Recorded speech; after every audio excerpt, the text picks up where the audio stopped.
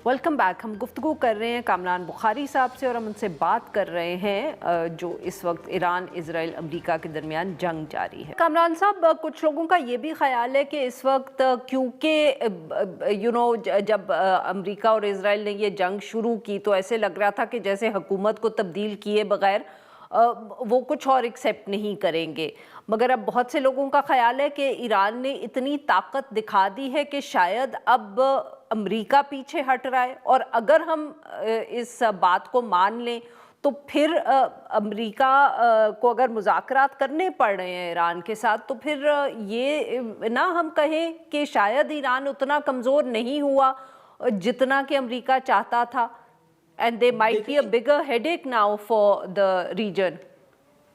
देखें, हेडेक तो ज़ाहिर रहेगा, कोई चीज़ आसानी से तो हल नहीं होती। लेकिन देखें, यहाँ जो है, आई डोंट थिंक कि ये जो लोग जो ये मफरूज़ा पेश करते हैं रेजीम चेंज का, कि उनको पूरी तरीके से अमेरिका की स्ट्रैटेजी के बारे में जो है इल्म है। अमेरिका की स्ट्रैटेजी बड़े वाज़े है कि रेजीम चेंज यानी जो इराक़ में हुआ और जो अफ़गानिस्तान में हुआ माज़ी में, वो दोबारा नहीं होगा।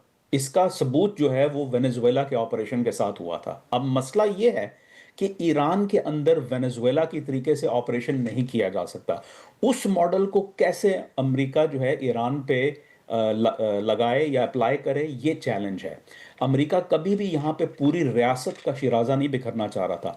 यहाँ पे मैं ये कहूँगा कि लोगों को लोग गुरेज करें इस चीज़ को से कि वो कन्फ्लेट करें इजरायली इम्पेरेटिव को और अमेरिकी इम्पेरेटिव को। ये दोनों मुख्तलिफ हैं।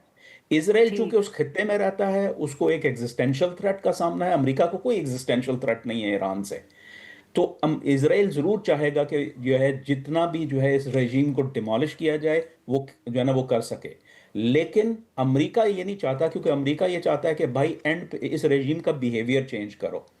अगर पूरी की पूरी जो रेजीम का एडिफिस है, वो अगर आप उसका शिराजा बिखेर देंगे, तो फिर आप किसी के साथ बातचीत नहीं कर सकते। सो आई थिंक ये समझने की ज़रूरत है, वरना जो है सतही लेवल के ऊपर तो फिर हम कहीं का कहीं पहुंच जाते हैं और फिर कंस्पिरेसी थ्योरी में भी पहुंच जाते हैं हम। अच्छा कामरान, ऑब्वियसली आपने भी देखा होगा गुज़िश्ता रोज़ बहुत बात चली कि पाकिस्तान का भी एक बहुत अहम किरदार है, सालसी का किरदार अदा कर सकते हैं। जो मीडिया रिपोर्ट्स आई उनमें 3 ममालिक का जिक्र था, तुर्की का भी, मिस्र का भी, पाकिस्तान का भी। मगर पाकिस्तान का ख़ास तौर पे ज़िक्र आया क्योंकि ऑब्वियसली अगर हम इन 3 ममालिक को देखें तो गालिबन ईरान से पाकिस्तान के ताल्लुकात बेहतर होंगे, और बाकी तो तीनों ममालिक के अमेरिका से भी ताल्लुकात ठीक है। Do you think Pakistan can play a critical role here? हम पैगाम रसानी कर सकते हैं, ये तो बिल्कुल बहुत वाजे है, मगर क्या इससे आगे पाकिस्तान का रोल है, और क्या हो सकता है आपके ख्याल में आने वाले दिनों में?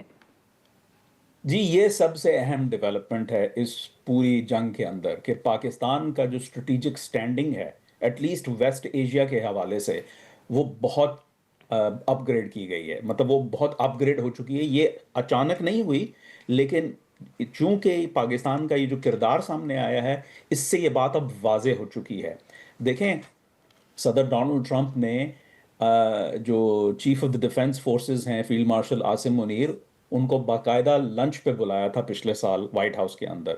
ये फील्ड मार्शल आसिम मुनीर पहले अपना मिलिट्री चीफ हैं पाकिस्तान के, जो बैक वक्त सदर नहीं हैं, लेकिन उनको एक अमरीकी सदर ने अपने व्हाइट हाउस बुलाया और उनसे बातचीत की।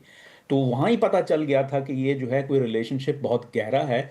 अब मसला ये है कि जैसे आपने फरमाया कि तुर्की भी है, दूसरे ममालिक खलीजी भी हैं जिनके ताल्लुकात जो है अमेरिका के साथ हैं, और फिर उनके ईरान के साथ हैं। लेकिन पाकिस्तान जो है वो एक पॉजिटिवली ना 3 में है ना 13 में है। यानी ताल्लुकात तुर्की के साथ ताल्लुकात कशीदा हैं। अभी तुर्की के ऊपर उन्होंने 3 मिसाइल दागे हैं ईरान ने इस जंग के दौरान। इसी तरीके से सऊदी अरब पे तो वो मतलब हमले कर ही रहा है।